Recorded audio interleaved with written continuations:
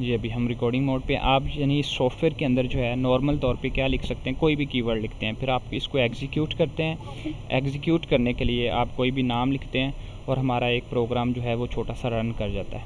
ठीक है, अभी हम ब्लैक स्क्रीन पे हम इसकी आउटपुट चेक करेंगे। हेलो वर्ल्ड हमें आउटपुट दे दी गई है। ये एक छोटा सा सॉफ्टवेयर था। हमें क्या करना होता है कि हमें यहाँ पे कुछ कंडीशंस को पढ़ा हमने उस दिन। वो कंडीशन क्या थी? सर जी, ये ब्लैक स्क्रीन पे कैसे देखेंगे आउटपुट? नहीं, आपको वहाँ पे कोई आउटपुट, ये सॉफ्टवेयर के अंदर मैं आपको सिर्फ पढ़ा रहा हूँ, समझा रहा हूँ, आपको वहाँ पे ये नहीं दिया जाएगा। आपको तो ये नोट पैड के ऊपर करना है। आपको एग्ज़ाम के अंदर क्या करना है, वहाँ पे आपको नोट पैड या आपको वो जो भी MS वर्ड जिस पे आप पेपर करते हैं, आपने कोड इस पर लिखना होता है।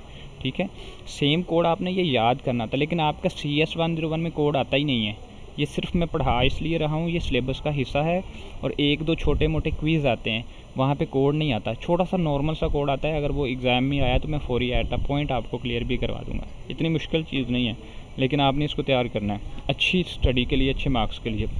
आपने ये वहाँ पे इस सॉफ्टवेयर पे लिखना है, आपने हैश इंक्लूड, और चलो मैं भी इसी को यूज़ कर लेता हूँ। ठीक है, और उसके बाद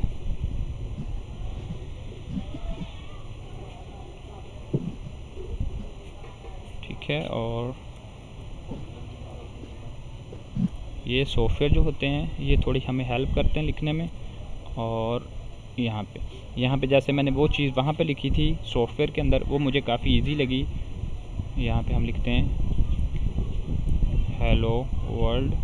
ठीक है, वर्ल्ड, और यहाँ पे ये आपने वहाँ पे इस तरह से लिखना है, आपने फिर कॉपी करना है और जहाँ पे क्वेश्चन दिया आपने वहाँ पे पेस्ट कर देना है। ठीक है, ये इतना सा प्रोसेस है।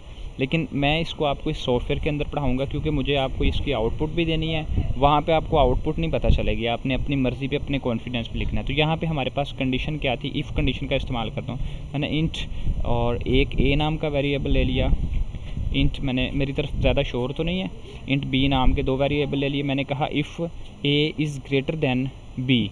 ठीक है, ये कंडीशन मैं पीछे पढ़ा चुका हूँ, मैं सिर्फ इसको थोड़ा सा रिपीट कर रहा हूँ। मैं कहता हूँ कि कंडीशन है अगर ए बी से बड़ा है तो सी आउट कर दो कुछ भी, कि the value you of the A is more. ठीक है, और इसको इस तरह से क्लोज कर देते। अब हमारे पास ए और बी की वैल्यूज़ नहीं है, तो ए की वैल्यू मैंने 30 दे दी और बी की वैल्यू मैंने यहाँ पे क्या कर दी, 20 दे दी। ठीक है, बी की वैल्यू 20 दे दी। अब देखो ए की वैल्यू हमारे पास 30 है, ये क्या है, वेरिएबल मैंने पीछे अच्छे से पढ़ा दिया था। जिन बच्चों ने पीछे से नहीं पढ़ा उनको ये समझ नहीं आ रहा होगा। ए की वैल्यू हमारे पास 30 है, बी की वैल्यू जो है 20 है। यकीनन ए की वैल्यू जो है वो बी से ज़्यादा है, तो इसका मतलब है कि ये अंदर की स्टेटमेंट ट्रू है। तो वो क्या कहेगा, the value of the A is more. ठीक है, जो भी स्टेटमेंट आपने लिखी इसको प्रिंट करते हैं। अगर तो ये बात ऐसे ही कंपाइलर को सच नज़र आ रही है तो फिर क्लियर हो जाएगा।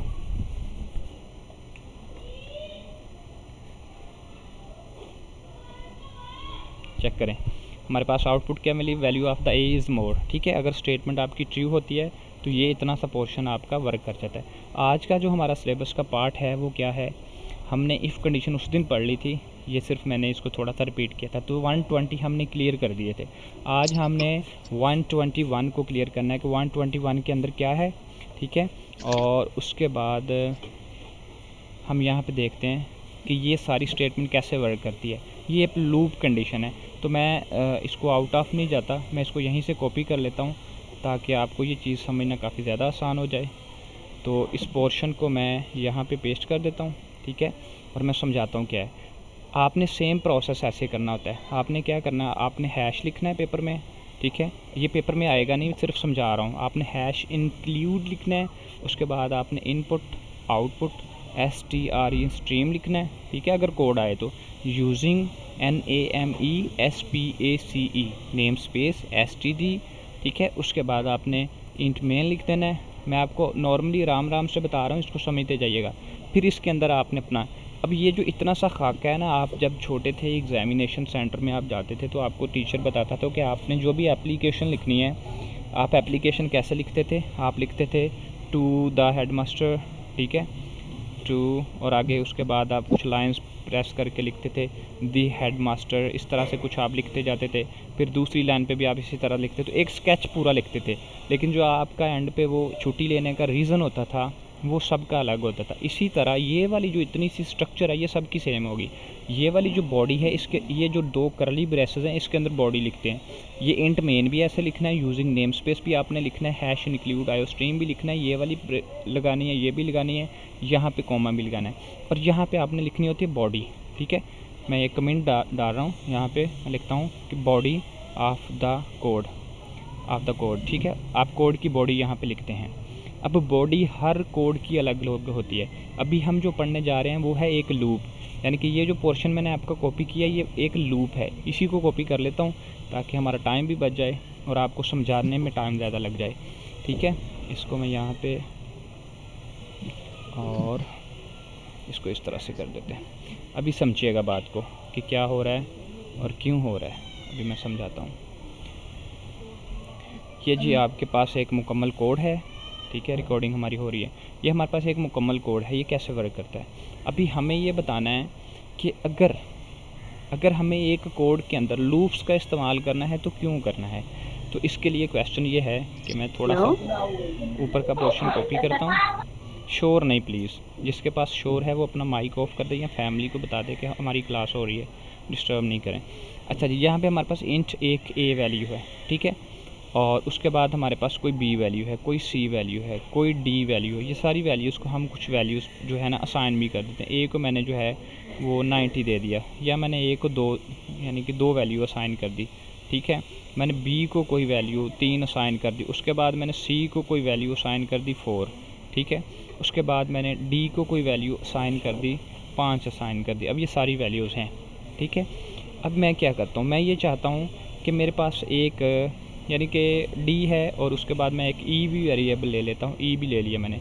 अब मैं क्या चाहता हूँ, ई को मैं क्या देना असाइन करना चाहता हूँ, A plus B plus C plus D. ठीक है, ए बी सी डी, मैंने इनको ये सारी वैल्यूज़ असाइन कर दी। ठीक है, फिर मैं क्या करता हूँ, सी आउट करता हूँ। मैं कहता हूँ कि इनका रिज़ल्ट, मैं कहता हूँ the summation of the all is.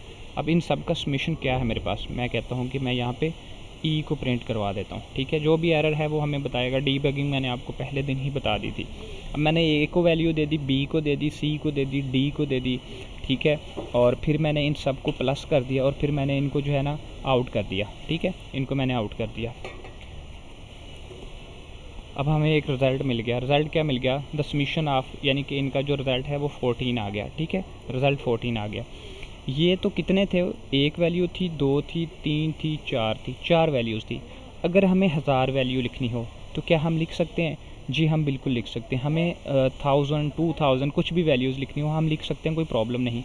लेकिन वो कहता है कि एज अ प्रोग्रामर अगर आपको एक सॉफ्टवेयर क्रिएट करना पड़े, जैसे कि मेरे पास यहाँ पे एक सॉफ्टवेयर है जिसको हम कहते हैं कैलकुलेटर। ठीक है, यहाँ पे मुझे अगर कहीं कैलकुलेटर शो होता है, मैं लिख देता हूँ कैलकुलेटर। अब कैलकुलेटर एक सॉफ्टवेयर होता है। अब यहाँ पे आप कोई भी वैल्यू प्लस कर रहे हैं। ठीक है, आप प्लस करते जा रहे हैं, प्लस करते जा रहे हैं, प्लस करते जा रहे हैं। ठीक है, सॉफ्टवेयर काम करता जा रहा है, उसने रिज़ल्ट दे दिया। कहता है कि सॉफ्टवेयर जब आप बनाओगे तो क्या आप 2-4 वैल्यूज़ के लिए बनाओगे? नहीं, हमें तो एक लाइफ टाइम के लिए वैल्यूज़ को वर्क करना चाहिए, तो इस तरह का सॉफ्टवेयर बनाना है। तो वो कहता है कि फिर क्या करना चाहिए हमें। फिर यहाँ पे ऑप्शन ये है कि जब बहुत ज़्यादा वैल्यूज़ को जमा करना हो या बहुत बड़ी वैल्यूज़ के आप काम करना चाहें तो आपको लूप का इस्तेमाल करना चाहिए, रेपिटेशन। ठीक है, यहाँ पे क्या होता है, हमारे पास हमने एक आई नाम का वेरिएबल ले लिया, एक हमने लूप लगा दिया। फॉर एग्ज़ाम्पल मैं इसको दोबारा से थोड़ा सा रिपीट कर देता हूँ कि ये जो स्ट्रक्चर मैंने आपको बताई है, इसको दोबारा से स्ट्रक्चर को कॉपी कर लेते हैं। मैं दोबारा आपको 0 से बता रहा हूँ। आपने ये इसको इस तरह से बंद कर दिया। ठीक है, स्ट्रक्चर आपने सब के लिए सेम लिखनी है। अब यहाँ पे हम क्या चाहते हैं, हम एक लूप का काम करना है। मैंने इंट यहाँ पे ए नाम का वेरिएबल ले लिया। वेरिएबल क्या मैंने क्लियर कर दिया था, इंटीजर उसकी टाइप है। ठीक है, अब मैं क्या चाहता हूँ कि मुझे एक लूप काम करवाना है। मैंने कहा वाइल एक कीवर्ड है जो सी लैंग्वेज के अंदर बनाया आया है। ठीक है, वाइल एक कीवर्ड है जो कि सी के अंदर बनाया, जैसे कि इफ़ एक कीवर्ड था तो वाइल मैंने कीवर्ड यहाँ पे इम्प्लाई किया। मैंने उसके आगे जो है इस तरह से ये 2 पैरेंथेसिस लगा दी। इसके अंदर मुझे अपनी कंडीशन बतानी है। जैसे कि हमारा जो लेक्चर है वो कंडीशन के बाद ये वाला लेक्चर क्यों आ गया है। ये एक कंट्रोल स्ट्रक्चर है जिसको लूप कहते हैं। ये एक वाइल लूप है, इसके अलावा भी लूप होते हैं। तो चलो मैंने यहाँ पे एक कंडीशन क्या लगा दी, मैं कहता हूँ कि ये जो मेरा ए है ये कब तक प्रिंट होना चाहिए? मैं कहता हूँ कि जब तक ए की वैल्यू जो है वो लेस है किससे, 5 से। जब तक ए की वैल्यू 5 से लेस है मेरा ये लूप वर्क करे, ठीक है। यहाँ पे मैं क्या करवाता हूँ, सी आउट कर देता हूँ, सी आउट कहता हूँ मैं यहाँ पे, the value of the A is, यहाँ पे मैं क्या करता हूँ, ए को प्रिंट करवा देता हूँ। ये थोड़ा सा आपके लिए न्यू रहेगा लेकिन टेंशन नहीं लेनी।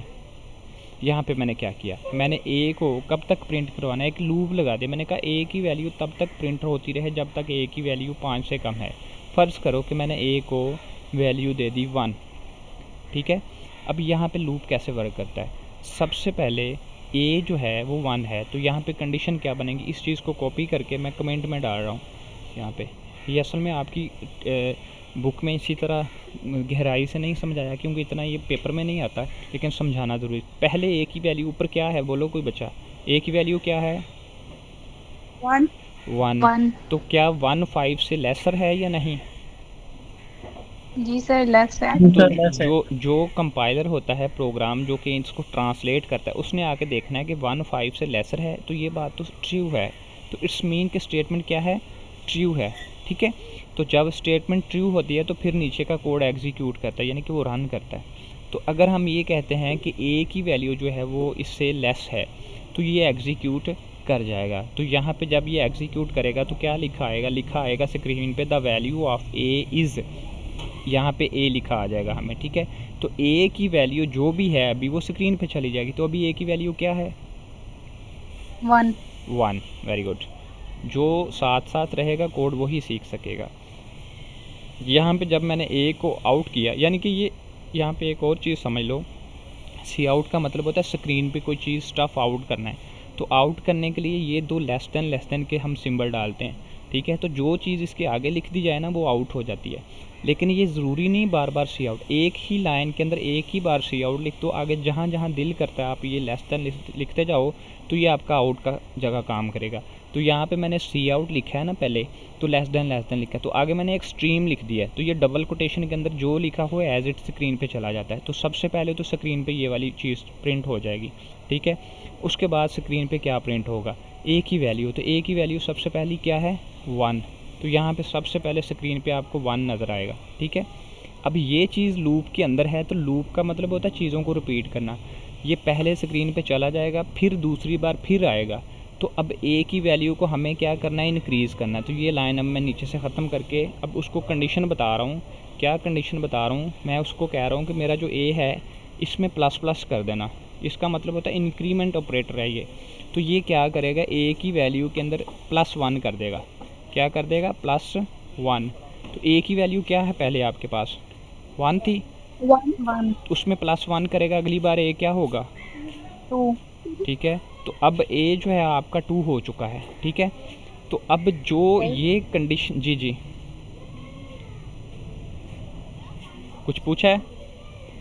सर ये स्ट्रीम क्या होता है, स्ट्रीम होती है, आप लोगों ने लेट ज्वाइन किया है इसलिए आपको नहीं पता। स्ट्रीम हम जब कोड लिखते हैं, जैसे कि मैंने शुरू में कोड लिखा था, ये वाली जो चीज़ मैंने लिखी थी, जो भी ये सी आउट के आगे डबल कोटेशन डालते हैं हम, डबल कोटेशन के अंदर जो भी लाइन लिखी आती है उसको स्ट्रीम कहते हैं, ठीक है। स्ट्रिंग यानी कि ये एक स्ट्रिंग है जो स्क्रीन पे सेम एज इट चली जाएगी। मैं इसको फिर से आपका क्वेश्चन क्लियर कर देता हूँ। ये मैं सारा कोड दोबारा लिखता हूँ आपके लिए, इसको मैं यहाँ से इसके अंदर मैं इसको डाल देता हूँ, ठीक है। यहाँ पे अभी ये एक नॉर्मल कोड है, अभी इसमें स्पेस डाल दो। सी आउट का मतलब है स्क्रीन पे कोड भेज देना, सी आउट, और आगे आपने इंसर्शन डाल दी है, और इंसर्शन डालने के बाद डबल कोटेशन डालनी है। ये जो कोमा होते हैं ना उल्टे इन्वर्टर, इनको डबल कोटेशन कहते हैं। डबल कोटेशन के अंदर जो भी चीज़ आप लिख दोगे ना ये ब्लू हो जाएगी, तो इसको सारी को एक स्ट्रिंग कहते हैं। ये एक जो स्ट्रीम बन गई ना इसको एक स्ट्रिंग कहते हैं। तो ये सेम एज इट स्क्रीन पे चली जाएगी। तो डबल कोटेशन के बाहर निकल कर आपने कोमा इस तरह से टर्मिनेटर यानी कि सेमी कोलन डाल देना है। अब जब आप इस कोड को रन करेंगे तो आपको स्क्रीन पे ये वाली चीज़ सेम एज इट, अगर आपने ये 2-3 बार लिख दिया तो ये 2-3 बार स्क्रीन पे जाएगा, ठीक है। इसको मैं यहाँ पे मैं 2-3 बार लिख देता हूँ, आपको ये सारी लाइन अब आप ये n पूछेंगे, ये इसलिए कि हर नई लाइन अलग अलग होनी चाहिए लाइन को सेपरेट करने के लिए। अभी अगर मैं इस कोड को रन करूँगा तो आपको स्क्रीन पे ये सब सेम एज इट चला जाएगा। सर एक और क्वेश्चन पूछना है कि लूप को रिकरियन भी बोलते हैं। मैं बताता हूँ, एक रिक मिनट उसकी तरफ चलते हैं। ये दो चीज़ें आपकी क्लियर हैं। अभी क्या है कि जो ये इस स्टाफ के अंदर लिखा गया ये स्क्रीन पे चला गया, तो अभी ये जो चीज़ आपकी लिखी जाएगी ये वाली इतनी सी लाइन स्क्रीन पे एज इट चली जाएगी। तो ये मैंने लूप के अंदर लिखी है तो ये बार बार लिखी नज़र आएगी, ठीक है। अगर आप इसको एक ही बार लिखना चाहते हैं तो इसको लूप के बाहर लिखेंगे। तो the value of A is, ठीक है, पहली बार ए की वैल्यू आपको ये वाली नज़र आएगी। फिर अगली बार ए प्लस प्लस हो जाएगा, तो अगली बार ए की वैल्यू 2 है। तो जब ए की वैल्यू 2 है तो इस कंडीशन के अंदर 2 आ जाएगा अगली बार। तो क्या 2 5 से लेसर होता है? जी सर। तो स्टेटमेंट ट्रू है तो इस मीन के कोड फिर आपका वर्क कर जाएगा। अगली बार 2 में फिर एक प्लस प्लस हो जाएगा, ठीक है, क्योंकि ये वाली जो इतनी सी लाइन है ये तो साथ ही रहनी है। ये वाली लाइन मैं बाकी ख़त्म कर देता हूँ। और अभी ए जो है फिर प्लस प्लस हो गया, तो अभी पहले ए की वैल्यू 2 है, 2 में फिर एक प्लस हो के कितना हो जाएगा 3। तो फिर यहाँ पे अगली बार कंपाइलर को आके पूछा जाएगा क्या 3 जो है वो 5 से छोटा है, वो बोलेगा बिल्कुल ठीक है, तो स्टेटमेंट फिर रन होगी। उसके बाद फिर अगली बार आएगा 4 हो जाएगा, फिर 5 हो जाएगा। तो क्या 5 से छोटा होता है? No sir. ठीक है, कन्फ्यूजन है, मतलब कन्फ्यूजन क्रिएट है। तो अगर आप ये चाहते हैं कि लेस देन रहे या बराबर तक आ जाए तो फिर वो कहेगा ठीक है। अगर आपने बराबर का साइन ख़त्म कर दिया, सिर्फ लेस रखा, तो 5 प्रिंट नहीं होगा, सिर्फ 4 जो है 5 से छोटा 4 है।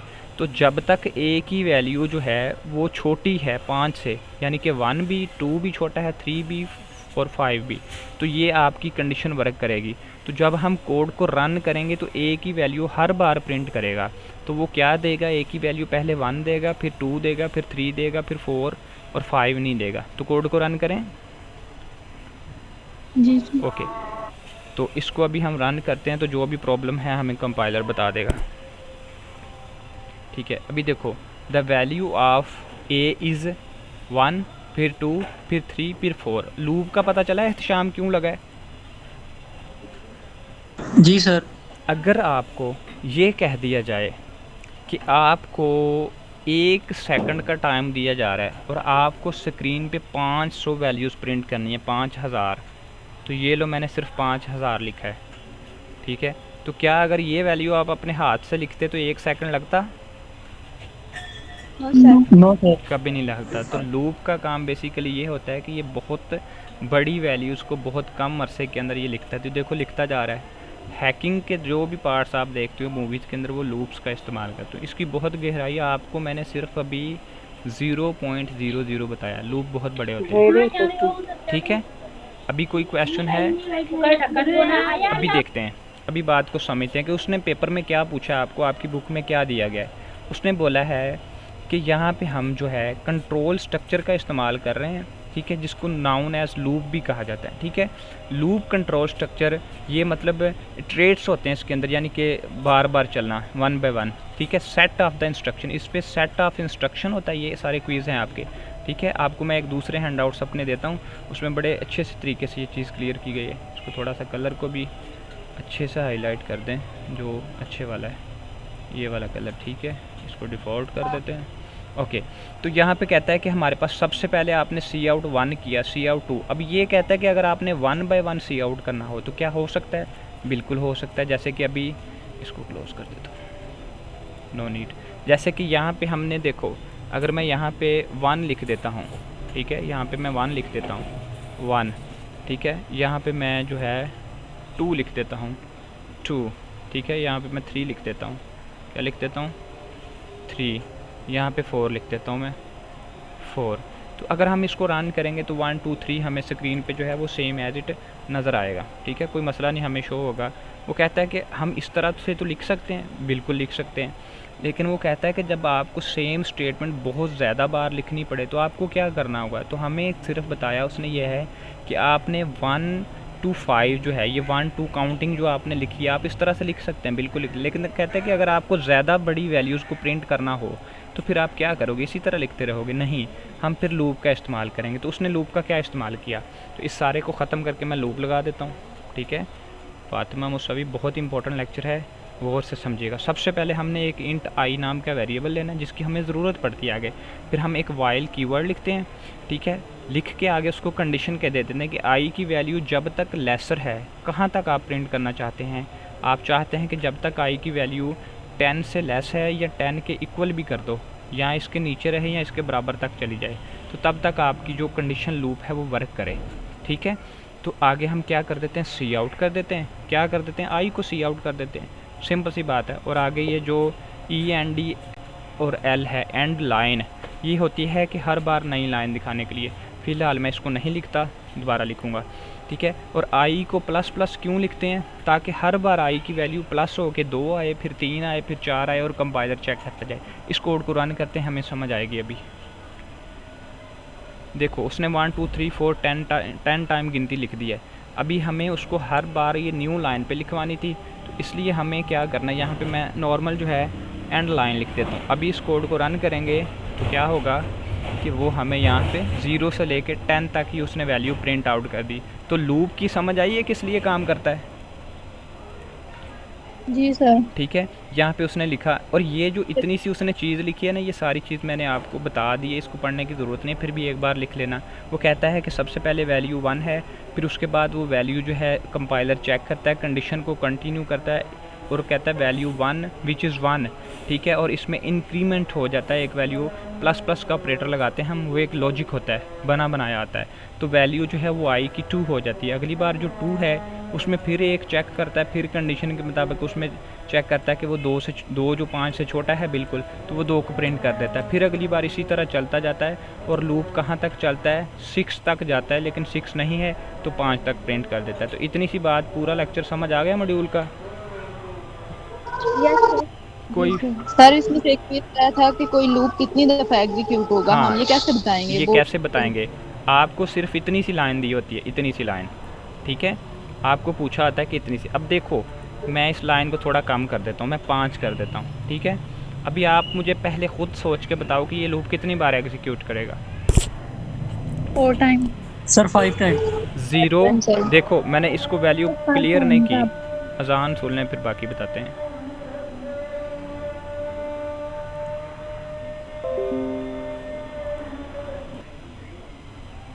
ओके, तो अभी हम बात कर रहे थे कि पता नहीं क्या बताने लगे थे आपको कुछ। सर कोई लूप कितनी दफा एग्जीक्यूट होगा? हाँ जी, लूप कितनी बार एग्जीक्यूट करता है।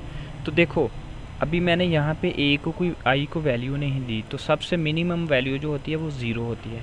सबसे पहले हम देखते हैं कि ये कितनी बार, मैंने वैल्यू यहाँ पे 5 दी है, ये कंडीशन आपने देखनी है और आई की वैल्यू देखनी है। तो अभी हमें नहीं पता कितनी बार प्रिंट करेगा ये। ठीक है, अभी हम देख लेते हैं। उसने 0 को भी प्रिंट किया, इट्स मीन कि जब आप आई को कोई वैल्यू नहीं दी तो वो 0 काउंट करता है। 0 1 2 3 4 5 6 टाइम उसने इसको एग्जीक्यूट कर दिया। अगर हम सेम कोड पे दोबारा वापस जाएं तो आई की वैल्यू जो है वो इक्वल 1 कर दें। ठीक है, और इसको हम प्ले करते हैं दोबारा। अब आई जो है वो 1 से स्टार्ट हो रहा है, 1 2 3 4 5 हो गया, 5 टाइम एग्जीक्यूट किया। अब सेम कोड पे वापस चले जाते हैं और आई की जो वैल्यू है वो देने के बाद हम कहते हैं कि 5 से लेस देन रहना चाहिए। दोबारा एग्जीक्यूट करते हैं तो देखो 1 2 3 4 यानी कि 5 से लेस देन रहना है तो 4 प्रिंट होगा, 5 नहीं होगा। इस तरह से आपको जो क्वेश्चन दिया जाता है ना वो क्वेश्चन ही बताता है कि कितनी बार। तो आपको सिर्फ ये पता होना चाहिए। अगर फ़र्ज़ करो मैं यहाँ पे ये करता हूँ, मैं कहता हूँ कि आई की जो वैल्यू है उसको मैं 3 कर देता हूँ। ठीक है, आई 3 से स्टार्ट होगा। अब मैं इसको प्रिंट करता हूँ, तो अभी आपको क्या लगता है ये कितनी बार एग्जीक्यूट करेगा? 4 टाइम। चलो तुम्हारा ये क्वेश्चन गलत साबित करते हैं। 3 टाइम। 3 टाइम होगा। देखो 3 से उसने स्टार्ट करना है और उसने कहा कि 5 से लेस रखना है, तो 5 से लेस तो 4 है, 3 से स्टार्ट हो रहा है तो ये 2 टाइम है। इस तरह से आपको सिर्फ ये पूरी कोडिंग समझाने का, उसका पेपर देने का मकसद सिर्फ क्विज़ है। तो अभी मैं थोड़ा सा ये आपको क्या कर देता हूँ, इसकी वैल्यू मैं 10 कर देता हूँ। ठीक है, और अभी मैं क्वेश्चन आपको क्विज़ दे रहा हूँ, मुझे बताओ कि ये कितनी बार एग्जीक्यूट करेगा। सोचो। 5 टाइम 5 5 5 6 टाइम प्रिंट करेगा। टाइम मैंने साथ में इक्वल टू 10 तक उसे बोल दिया है। अगर मैं साथ इक्वल नहीं रखता, अब गिनती कर लेना कितने वर्ड प्रिंट हुए हैं। 1 2 3 4 5 6। अगर मैं यही सेम क्वेश्चन को ये ख़त्म कर देता हूँ, ठीक है, और मैं इसको अब प्रिंट करता हूँ, तो अब गौर कीजिएगा कि क्विज़ क्या कहता है, 5 बार। 5 टाइम अगर मैं सिर्फ ये कहता हूँ कि आई की वैल्यू जो है वो 3 है, तो अब मैं यहाँ पे क्या कर देता हूँ, उसको कहता हूँ कि यहाँ पे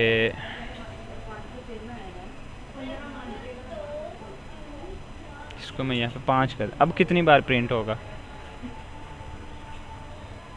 सर 3 टाइम 3 टाइम सर। गौर से सोचो, गौर से, दिमाग पे जोर डालो। 3 4 5 3 टाइम होगा। फिर जोर डालो। क्योंकि बराबर बराबर इसका मतलब है कि बराबर। 4 टाइम क्योंकि कंडीशन ही ट्रू नहीं हो रही। जब आई की वैल्यू इक्वल टू 5 होगी तो तब प्रिंट होगा। अगर मैं यहाँ पे अब 5 कर देता हूँ, तो अब उसने 5 प्रिंट कर दिया। डिपेंड करता है इस कंडीशन के ऊपर, ये वाली कंडीशन पे और इसकी वैल्यू पे, ठीक है। वहाँ पे आई नहीं दिया होगा, कुछ और भी दिया हो सकता है। तो ये इतना इम्पोर्टेंट मॉड्यूल था। अब देखो आपके जो क्विज़ आने हैं ना एग्ज़ाम के अंदर, जो आपकी एग्ज़ामिनेशन के मुताबिक जो आपके क्विज़ आते हैं या पेपर आता है, ये वाला मॉड्यूल, ठीक है, पीछे के जो मैंने इफ़ वाले मॉड्यूल पढ़ा, इतने ज़्यादा इंपॉर्टेंट है। मुझे नहीं लगता कि अब आपको ये वाला लूप को इतनी बेहतरी से पढ़ाए। हत्ता कि ये जब मैं प्रोग्रामिंग पढ़ाता हूँ तो ये लूप बहुत ज़्यादा लंबा है, ये लूप बहुत मज़ीद है, इसमें बहुत सी दूसरी चीज़ें, लेकिन आपके लिए ये सिर्फ इतना से दिया गया है। ये इतनी सी लाइन आपको उन्होंने दी है, तो मैंने इतनी सी एक्सप्लेन कर दी है। अगर ये प्रोग्रामिंग को पढ़ाया जाए तो ये बहुत गहराई का ये टॉपिक समझते समझते शायद कई हफ्ते लग जाते हैं। अभी फ़िलहाल के लिए हम आगे वाले मॉड्यूल की तरफ चलते हैं। तो प्रोग्रामिंग का इतना सा पोर्शन तो मैंने क्लियर कर दिया। अब मैं 122 को फ़िलहाल के लिए, हमारे तो इधर 6:30 अजान हो जाती है। ओके, तो आप पढ़ें नमाज़, ठीक है, अल्लाह हाफिज़। मैं कौन सा टाइम है जिस पे आप लोगों को पढ़ाऊँ कि आप सब लोग मुझे अवेलेबल हों? मॉर्निंग में आप अवेलेबल नहीं है, इवनिंग में आपकी नमाज़ है, 9:30 पे आपने रोटियां पकानी है, 8 बजे आपको ये मसला है। हर जगह पे आप लोगों का कोई ना सर कोई। यही आप ये टाइम भी सही है 6 o'clock। सर टाइम कर दें चेंज। चलो बताओ क्या टाइम 5:30 चेंज? का कर दो सर। 5:30 का कर दूँ? 5:30 का कर जी सर 5:30 का कर दें। जी सर। किसको 5:30 से प्रॉब्लम नहीं है? मुझे प्रॉब्लम नहीं है सर जी सर। 5:30 क्या है? मतलब आप सब लोग 5:30 ले सकते हैं। 5:30 मैं टाइम नहीं करूँगा क्योंकि उस टाइम पे मुझे कहीं निकलना पड़ता है, तो फिर मैं वापस आते मुझे फिर छुट्टियां ज़्यादा होने, मुझे प्रॉब्लम है। समी का मैसेज आ गया जी, मुझे 5:30 का प्रॉब्लम है। 9:30 ठीक जी है? मुझे भी प्रॉब्लम है। 9:30 ठीक है? जी सर। सर सुबह के कराता